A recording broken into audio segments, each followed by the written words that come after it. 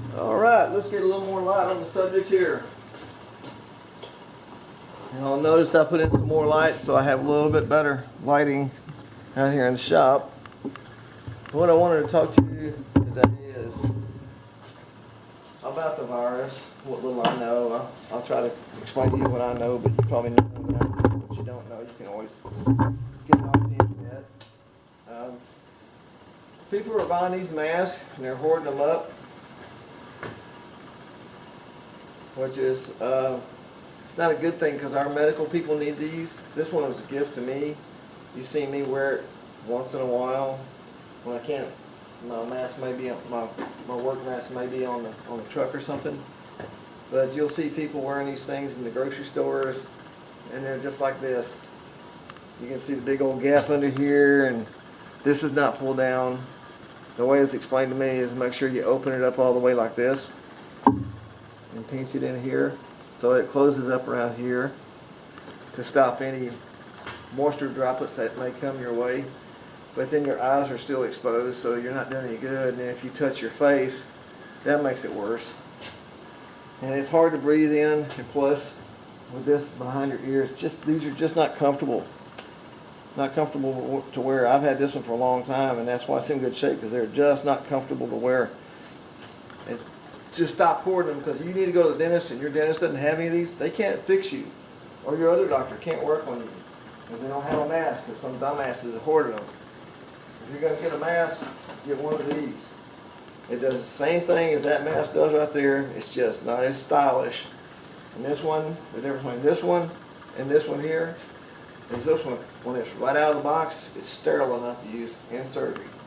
This one out of the box is not sterile enough, even though it comes prepackaged like this. I use these for work every day to protect my lungs. So if you're going to wear a mask, get one that fits you properly. And if you've got any kind of facial hair, you're probably going to have to shave where this mask right here fits on your face. Just like, I keep knocking that off because it's broken. I gotta get a new piece for that, or you can throw this mask away. And you can see here how it fits on here. So if I block the exit,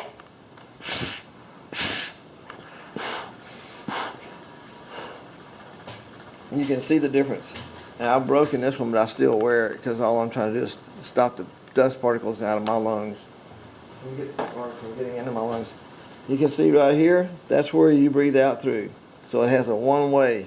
So the air gets sucked in through here, past this cotton filter here, stops that, and then you got the charcoal in here, and another paper filter, which will stop a lot of things. Now you can even change out the filters and put new ones in there.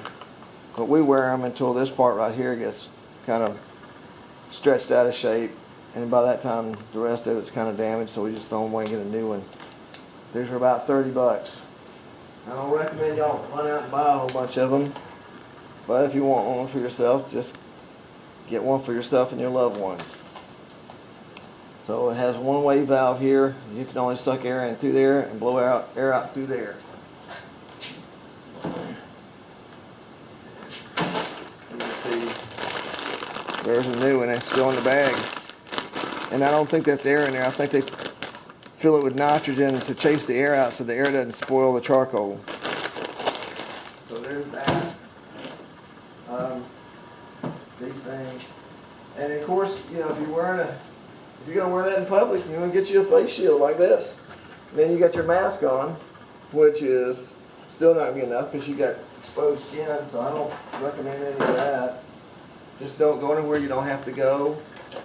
And as far as the hand sanitizer, don't hoard that stuff up. It's really only good in a pinch. You can imagine the COVID virus is, picture it as a grain of rice with an outer layer of like jello. So kind of like on a fish has that slime on the skin that protects it. Well, it's the same thing with that COVID virus. So when you put that hand sanitizer on your hands, be sure to work it around. Do the tops too. Don't just do the fronts or palms. And don't wipe it off, especially on your clothes, but don't wipe it off wherever, because that alcohol needs to stay on that little tiny grain of rice / COVID virus until that alcohol breaks down that outer slimy layer, which then causes the virus to die. So nothing's going to beat washing your hands. When you wash your hands, you want to wash them like that, and then like this, just like you see the doctors do. Don't just walk in there and wash the palms, sling the water off, and head out the door.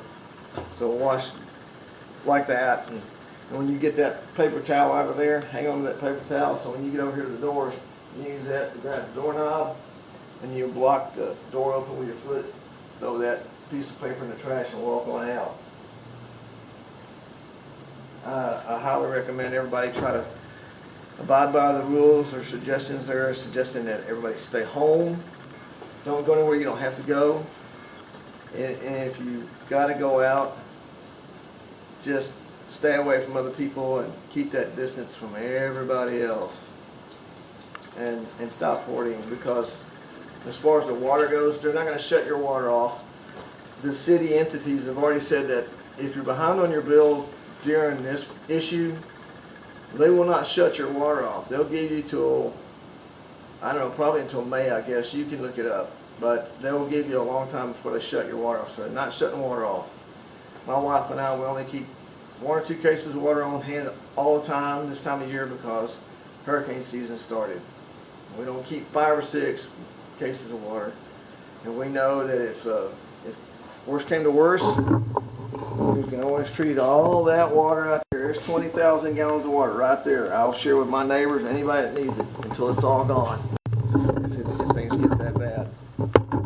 So don't be hoarding up water.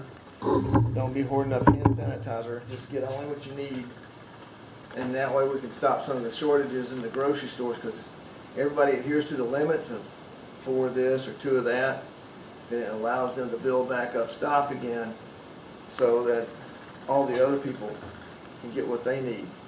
And I have what I need, just barely enough, but there are people out there who don't have, a lot of elderly people who can't get to the store on a regular basis. And when they do get a chance to go to the store, there's nothing there for them, and it's a hard walk for older people. So keep in mind, that older person you may be shorting could be your neighbor, or could be one of your family members you don't know about that's going to the store looking for something. So just get only what you need for now. I want to say it's not as bad as it sounds, but it is pretty bad. It's just stop hoarding. And as far as the toilet paper, just get what you need. I'm sure they're rationing that now too, so with the ration, it should help them, again, build up their stock again, so we're not running out of stuff. But that's about all I have to say is, stop buying these up, because your medical personnel, if they're out of these, they can't work on you safely. And if they can't work on you safely and confidently, their mind is elsewhere. They're thinking, I could be getting sick from this guy because I don't have a mask that somebody hoarded up. So, like I said, this one was a gift. I've worn it a few times. I'm sure I've had it for at least a year, but I don't wear it much because it's easier to breathe out of this than it is this. And having this behind your ears for any amount of time really sucks. So, these aren't your answer. Everybody stay safe, play fair, and stay well.